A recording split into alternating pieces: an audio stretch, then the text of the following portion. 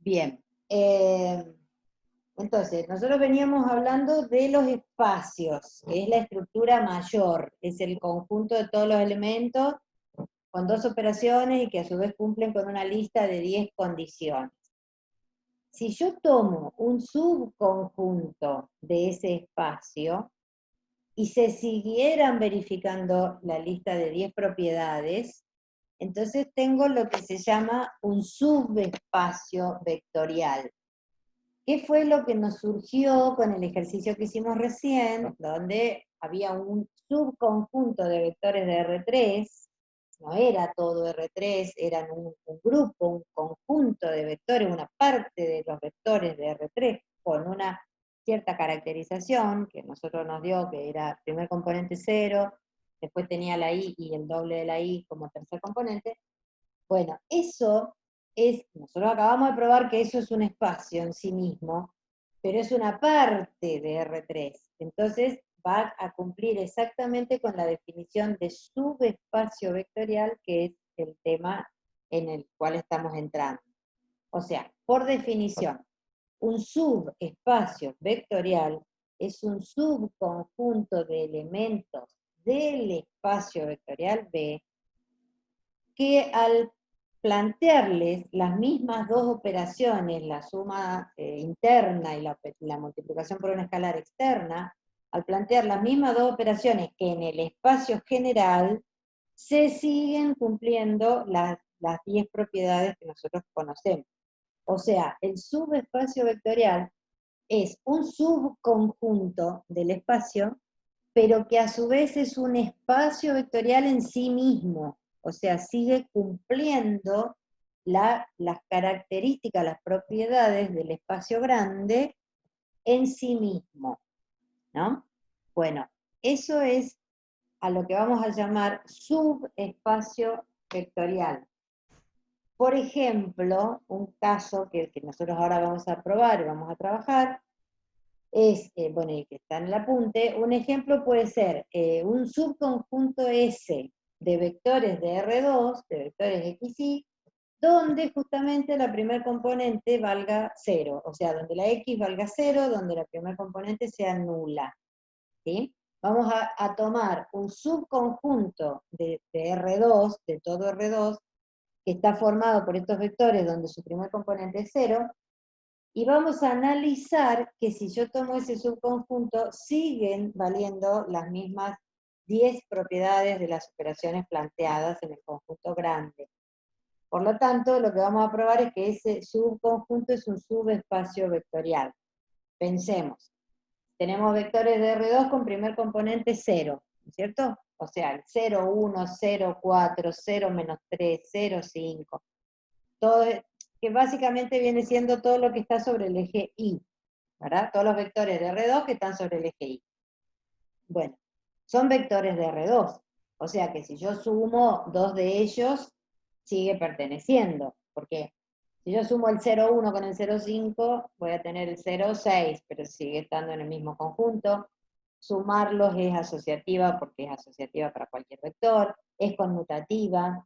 El 0,0 pertenece a ese subconjunto porque tiene primer componente nula, así que ese subconjunto tiene un neutro, y cada uno de ellos tiene un opuesto, porque, por ejemplo, yo tomo al 0,4, que sería el vector sobre el eje Y de 4 unidades, el opuesto va a ser el 0 menos 4, existe.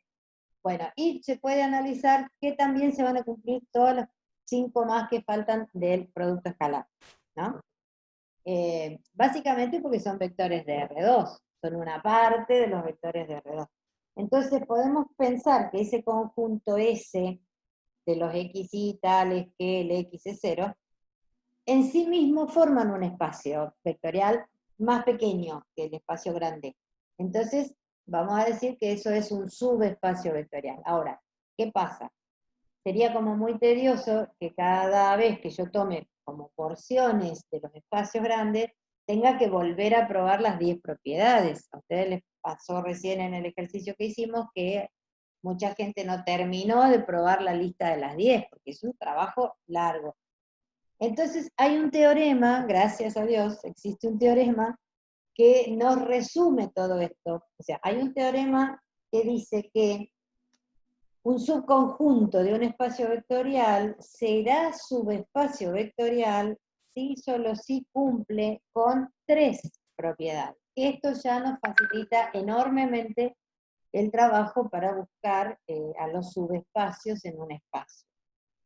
El teorema está demostrado en el apunte, nosotros acá no lo vamos a demostrar, ustedes lean la demostración del apunte que está detallada, pero básicamente nos simplifica un montón la tarea y nos dice que un subconjunto de un espacio vectorial será subespacio vectorial si solo si cumple con 3 condiciones, que son que el S debe ser distinto de vacío, o sea, debe tener algún elemento, ¿sí? Debe ser distinto de vacío, que la suma en S debe ser cerrada, eso significa que si yo tomo un elemento de S y otro elemento de S, la suma sigue estando en S, volvamos al caso que teníamos vectores de R2 con primer componente 0. Si yo tomo uno de ellos, cualquiera, 0 con K, y al otro lo tomo 0 con alfa, son dos de ellos, dos de ese subconjunto. Cuando lo sume, 0 más 0 me va a dar 0, y K más alfa me va a dar otra cosa, un beta, pero real, o sea, sigue perteneciendo a ese subconjunto ese que yo tomé, ¿no es cierto? Y la tercera es que, si yo tomo un alfa en R, un número real, y lo multiplico por un elemento de ese subconjunto, sigue perteneciendo a ese subconjunto. Es decir, si el vector U está en S y alfa está en R, es cualquier real, esto es muy importante, alfa es cualquier real, al multiplicar alfa con el U, me sigue perteneciendo a S. Entonces, volvamos a pensar en el ejemplo de los vectores de R2, donde la primera componente es nula. Tengo el vector genérico 0K, ¿no es cierto? 0 con cualquier otra cosa, 0K. Tomo un número real cualquiera, positivo, negativo, fracción, irracional, eso es muy importante. Tomo un real cualquiera y lo multiplico por el 0K, cuando haga alfa por 0 me va a dar 0, y alfa por K me va a dar otro número real, o sea que lo que me quedó es un 0M, ponele, número real, ¿no? Pero sigue siendo un vector del subconjunto S. Entonces ese subconjunto es un subespacio del espacio R2, que a nosotros habíamos visto, lo habíamos analizado verbalmente, habíamos dicho, bueno, por ser vectores entonces se cumplen de base toda la lista, las propiedades se van cumpliendo, porque en definitiva son unos vectores en especial, pero son vectores, ¿sí? Bueno, pero básicamente nuestro conjunto, que era los XY en R2, tales que el X es un 0, o sea que su primer componente es un 0, le probamos las 3 condiciones del teorema de subespacio y las verifica. Entonces, ese subconjunto es un subespacio vectorial de R2. Características muy importantes: si ese es subespacio, entonces el nulo del espacio tiene que pertenecer a ese. O sea, si yo tomo una porción del espacio grande, tomo un subconjunto del espacio grande, para que ese subconjunto sea un subespacio vectorial, el neutro del conjunto tiene que estar en esa porción que yo tomé, ¿sí? En este caso, en el que nosotros estábamos analizando, que la primera componente sea 0, el 0, 0, que era el neutro del espacio total de R2, ¿sí? Está en esta porción, porque tiene el primer componente nula, ¿no? Y otra cosa importante es que todo subespacio vectorial tiene, todo espacio vectorial tiene dos subespacios que se los llama los triviales, que son el conjunto formado solamente por el nulo del espacio, en este caso que estamos hablando de R2, sería conjunto formado solamente por el vector 0, 0, ese subconjunto, esa porcioncita pequeña de tomar un solo vector, pero que justo sea el nulo, ese es un subespacio trivial de R2. Y el otro subespacio trivial es todo R2, todo el espacio. A ver, resumiendo. Yo tengo el espacio vectorial R2, vectores de R2, ¿no es cierto? Bueno, ese espacio grande tiene dos subespacios triviales. Uno es el que se forma solamente tomando al nulo y poniéndolo en un conjunto a él solo. Ese es un subespacio de los triviales. Y el otro es él mismo, porque yo estoy diciendo que un subespacio es una porción del espacio, es un subconjunto.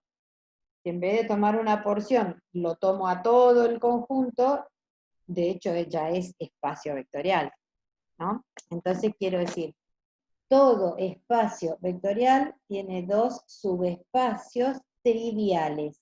Uno el que está formado por el nulo y otro el mismo espacio. Todas las demás porciones que yo pueda sacar, esos son los no triviales. Como, Profe, sí, dígame. ¿puedo hacer una pregunta? Sí.